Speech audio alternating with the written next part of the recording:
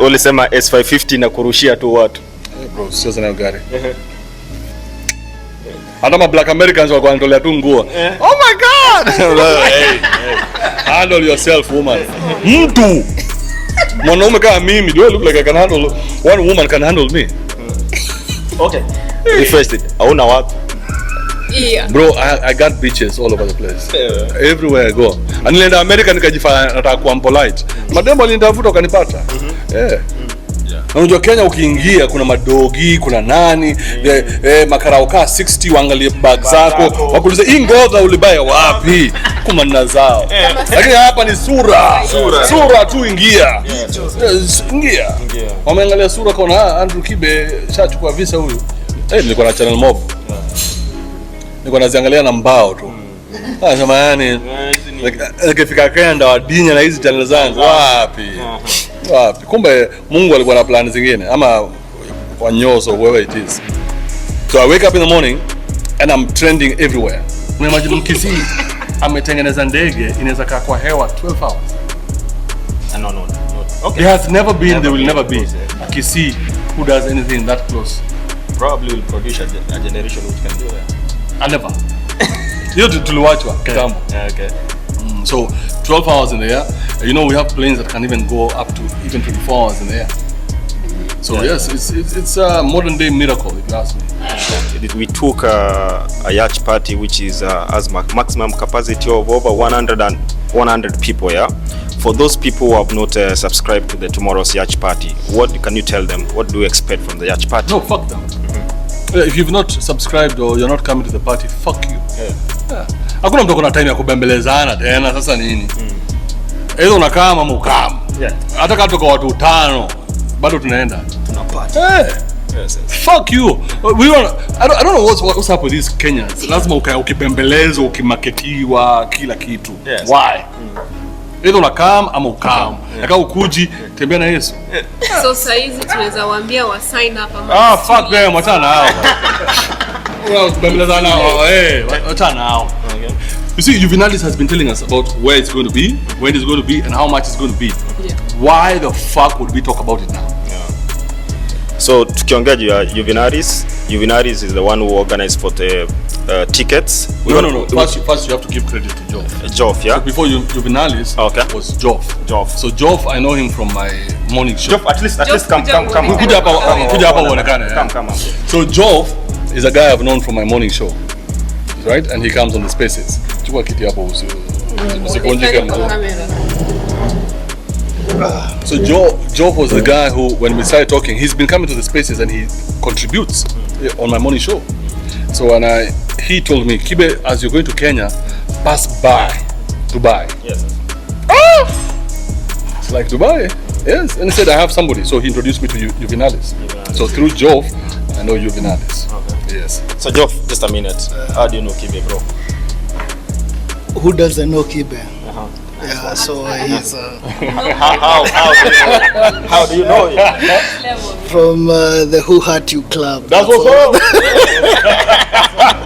That's what's up. From the Who Hurt You Club. The Who Hurt You Club. The Who Hurt You Club is how we met Kibe, and from that we've grown in leaps and bounds. All right. And there's been a lot of communication between us. Yes, sir. Yeah. No, not only on internet, but also on a private level. Yeah, okay. So how long have you been? I think about a year now. Yeah, more than a year. More than a year, isn't it? Yeah, more than a year. So when I told him I was going to Kenya, I told him that we are doing the Africa thing in Kenya. Then he said, pass by Dubai. I have people in Dubai. I was like, fucking hell, and look at you guys. We are here. These are the people. So bro, we appreciate you for getting us in touch with Mr. Kibe, because we are learning and there's a lot we are going to engage, and we hope it's going to be nothing but good vibes. All right? And then you've been after him. Also we have another project with this guy. We are producing a CGI movie. All right. An animation movie next year. Wow. So I'm going to Africa for that. So we'll be having talks with him and stuff, and Nice. Yeah. So we are opening a new studio called Africa Movies. Yes. And we're trying to convince him to come into Kenya and be the head of that yeah. Ajafika do. Yeah, but yeah, that's okay. Thank you, Joe. Okay, bro, your Instagram handle, at least the people can get Instagram is at geoff GEOF That's it. And Twitter? Geoff at worldwide one. It's a big deal. You guys are bad. It's a big deal. Go and follow him up. It's gonna be a good stuff. And then after him, let's bring Juvenalis now, the one who organized for the tours and him. So Juvenalis. Yeah. These are the guys who are interviewing us. Yeah, so I got to meet Juvenalis through Joff, and since we met, he's been nothing but good vibes. Yeah, look at us now. We're here. Through his company, he was able to get me a ticket to come here. Yeah, he was able to get me another ticket from here and visa to Kenya. Visa. Bro, nimefika kwa airport. Labda nyinyi mmezoea. You know how nasty airports are? Yeah. You guys don't know. So this airport unaweka sura alafu washajua ni wewe. Sura tu. Bura sijatoa hata passport. Unajua Kenya ukiingia kuna madogi, kuna nani, makarauka 60 waangalie bag zako, wakuulize hii ngodha ulibaya wapi? Kumana zao. Lakini hapa ni sura tu ingia. Ingia. Wameangalia sura kwa Andrew Kibe shachukua visa huyu. Basi kaingia, lakini wamenishika juu ya banki. No.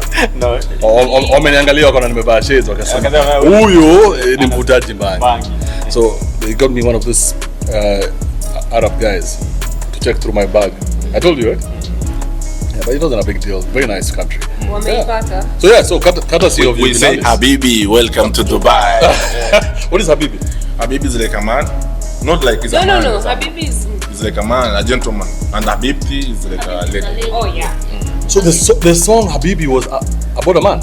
Yeah. Habibi they comes can also, to Dubai. they normally use it to generalize. I think My love or my something love. like that. Yeah. Also, if I have a love, I can call her Habibi. Habibi, yes. But Habibti, that's the correct one. Habib? Habibti. Habibti. Yeah. Yes. Habibti. She will call you Habibi and you will call her Habibti. Habibi. Okay, what do you do, bro? Yeah, okay. My official names are Jafet Juvenalis, aka Jeff Boy. I'm the founder of Juvenalis Tour and Travel in Dubai. So we deal with tourism. Of course, we do visa, tour packages, hotel booking. Yeah. So if somebody wants to come to Dubai, they If need you want to to come to Dubai, if you want your visa even within 2 hours, I'm the plug, man. Yes. And then something else. You are the organizer of the yacht event, right? Okay, what do we expect from that yacht tomorrow? Madness, bro. Black and white church party. Tunaua kesho. Are you expecting people to come tomorrow, or have they all reserved their place? It's around 90% sold out. Are you serious? Yes. So guys, you better watch out. Follow us. It's gonna be crazy, man. 90%, my nigga. 90% sold out. Confidence, yeah. Kibe is a brand. And a brand, for a brand, it must be sold out, yeah? So you guys must turn out. Thank you so much, bro. Thank you very much. Welcome. Oh, okay. Thank you, bro. Appreciate it. So back to the hot seat. Now we're getting little bit, we're going the conversation, yeah. Yeah, Africa. How did you even come with that, yeah, Africa? I mean, So I was driving and I was like, why would we do anything in Africa? Why would we do anything in Africa?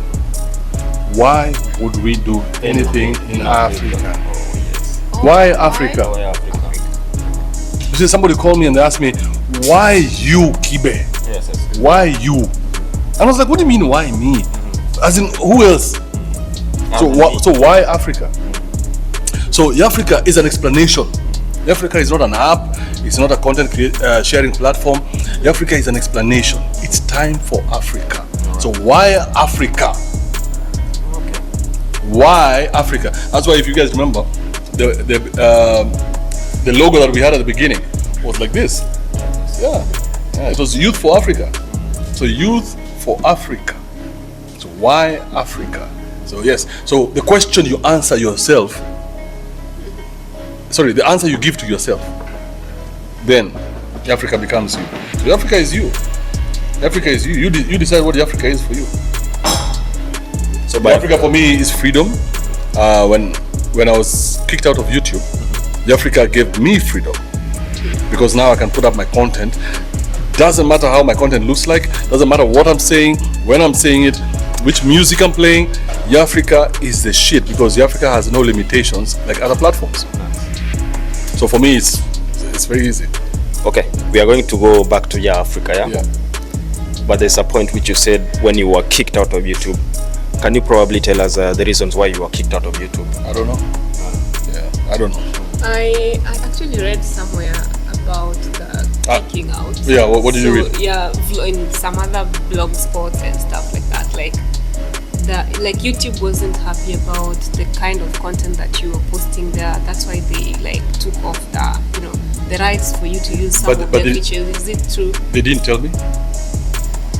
So which means YouTube did not alert you before kicking you out? No, bro. I went to sleep. I had 6 channels, all monetized. Are you on YouTube? Yes. Are you monetized? Yes. You know how hard it is to monetize a channel? I know. So you're monetized as well? Yes. You know how hard it is to monetize one channel? Yes. I had 6 monetized channels. So I woke up one day and every association to those channels had been demonetized. Bro, it's not just demonetized. You see, like Fresh and Fit. Do you know Fresh and Fit? There are some podcasters. So these guys got demonetized, but YouTube allowed them to keep their channels. They can make them they can make some penny out of the monetization. You can now tell your people wherever they are, hey, please support me, give me PayPal or whatever, M-Pesa. For me, they did not just demonetize, they permanently banned my channels. 6 monetized channels. So how do you explain that? Did you try to do some follow-up No. on No, I sent an email when I woke up. So I went to sleep and I had a lot of channels. Nilikuwa na channel mob. Nilikuwa naziangalia na mbao tu. Nasema yani nikifika Kenya wadinya na hizi channel zangu wapi? Kumbe Mungu alikuwa na plan zingine ama wanyoso whoever it is. So I wake up in the morning and I'm trending everywhere. Nasema mbona na trend? Naenda kuingia YouTube because kuingia YouTube studio ndio niangalie pesa yangu imefika hapa. Unajua ndio tu. Wewe unaniambia uko $6,000. Hiyo ni sawa. So when I woke up and I looked at my YouTube studio and I couldn't access it. And then I realized what they had done, and then I went to the blogs and I saw the blogs all celebrating. All the blogs in Kenya were celebrating that I had been banned from YouTube. How does that make sense? Okay, to me, I can, by my own opinion, I can say it makes sense in the perspective that most of them you had, grasped their throat or something of the sort. Yes. That. Kwani tuko watu wangapi controversial? Tuko wengi. I'm not the only one. So when that happened, let's move away from that. Yes. So it created an opportunity for me in Africa. Because I had been building Africa. I knew one time, I need to create something for myself. So I'd been building Africa slowly. Nilikuwa najua niko na time. Nilikuwa najua give me a few months. Ndaisuka nini niongeze tu doido, capsuline Royco. Bro, demonetized today, I launched Africa tomorrow. At that time Africa was like at 30%.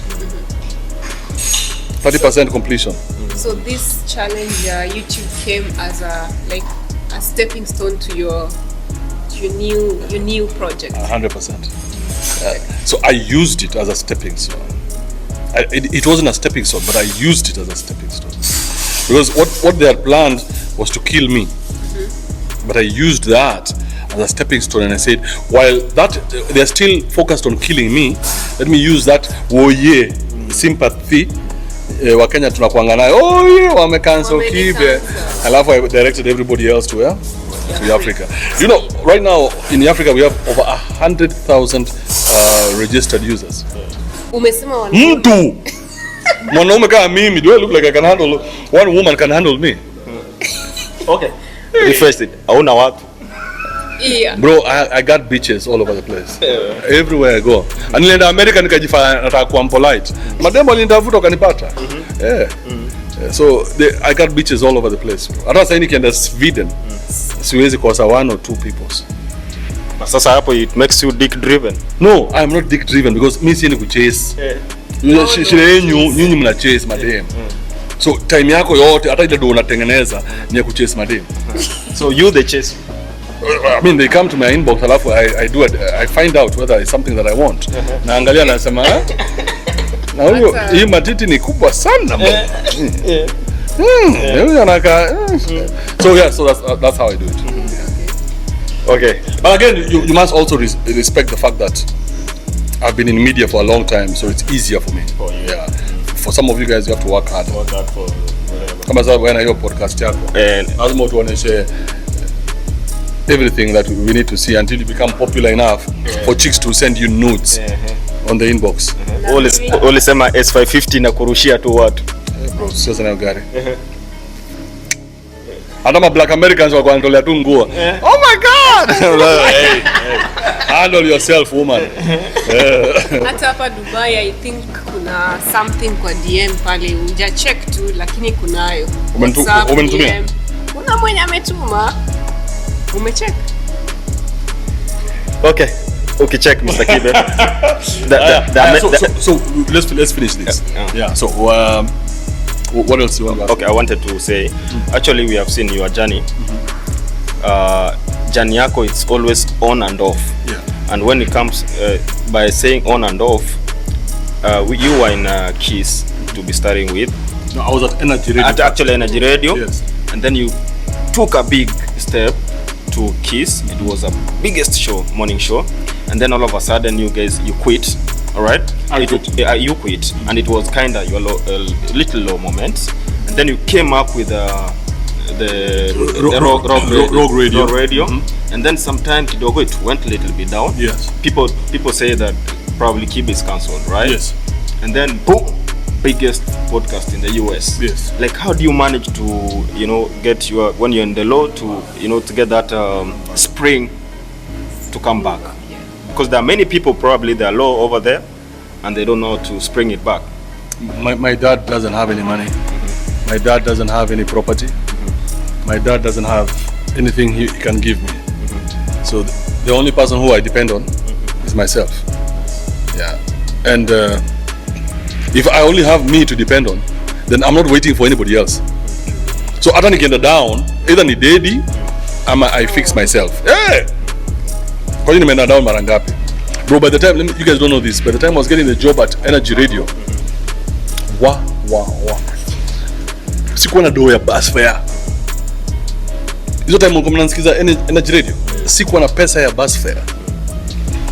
So I had to find a way to get home every time until I was paid my first salary. So don't look at somebody and assume anything. Everybody is walking their own unique journey. And it has nothing to do with you. Okay? Yeah, so when you go down, either you die or you find a way up. Nice. That's it. Just to conclude, for me, Betty, and then you come, yeah? I give the last one, yeah? The highest moment, because Najoi is arithmetic is a YouTube, actually I think you are the highest paid YouTuber in Kenya, as by my own calculation, because all your channels were running up, numbers after numbers. Hands down. And you have to say hands down. I mean, it was really big, okay? And then big channel comes with big amounts, all right? And then I felt personally, you are somebody who whips people. I felt like this time we should whip you. Don't you feel ulimwaga unga? Kwa YouTube? Yes. Nilimwaga unga mob. Yeah. Think about it, I was making over what, $10,000 every month. So at that point at least unaweza kuwhip. Yeah, but again, remember, if YouTube hadn't cancelled me, there would be no Africa. Because I would never have even started it. When do you think I would have had the guts to stop working on YouTube to take up the Africa? It was just a dream. But now when YouTube cancelled me, it became a reality immediately. Yes. Yeah, so it doesn't matter, because for me, right now, I'm beginning, how old are you? 32. So I'm 47. So at 47, I'm beginning to understand how life redirects you. And I think that guy would know. Yeah. I think Mr. Omwaga Mtama would know. Yeah. Yeah. So you realize that life sends you in a direction. So all you have to do is just enjoy the process. So when I was cancelled, I didn't get annoyed, I didn't get pissed off, I didn't go screaming. I was like, okay, so maybe it means that I need to focus on something else. So then I focused on Africa. Yeah. And look at the Africa right now where we are. It's coming big. As you know, Kibe is gonna rise with the Africa and it's gonna be. No, wait. I want to explain to you. Yes. I want to explain to you what Africa means. Yeah, because you're talking about money. So Africa is a content sharing platform that gives us freedom in Africa. Now, if by end of next year I have 1 million people posting their content daily, if for example I was making even 5 shillings with 1 million people every day, so 5 million Kenyan shillings times 30, comparing to YouTube chums. You see what I'm saying? So I am now YouTube. I am not working for YouTube. I am now YouTube. So I am going to be paying content creators like you to boost your content. So that's the thing. That's where we are right now. So we have grown beyond, and this is in 2 years. We have grown beyond being just a content creator to owning the platform. So that's what I'm excited about. Okay, perfect. You're closing? Yeah, so there are young creators out there who are really looking up to you as Andrew Kibe, and they find a lot of inspiration in what you post, how you present it.